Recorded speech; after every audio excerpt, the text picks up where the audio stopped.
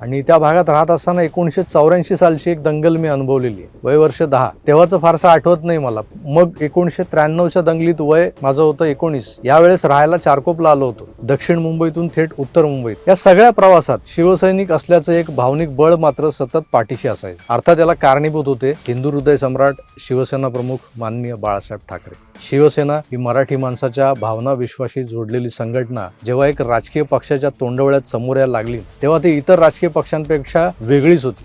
पण 1984 नंतरचा या सेनेचा राजकीय उत्कर्ष तिला सामान्य मराठी माणसांपासून लांब लांब लांब असा लांब लांब नेत गेला. बेशक आज कोणी झोपेतूनही उठवून प्रश्न विचारला की शिवसेना कोणाची रे, उत्तर एकच येईल आतून, शिवसेना माझ्या बाळासाहेबांची. ती फुटेल, तिची शकलं होतील, तुकड्या तुकड्यांवर कोणी स्वतंत्रपणे आपला हक्क सांगेल, आपलं नाव लावेल त्याला. पण मराठी माणसाच्या मनात जी शिवसेना आहे ना, ती फक्त आणि फक्त बाळासाहेब ठाकरेंचीच आहे. आमच्यासाठी शिवसेना प्रमुख हे एकच होते, फक्त आणि फक्त बाळासाहेब ठाकरे.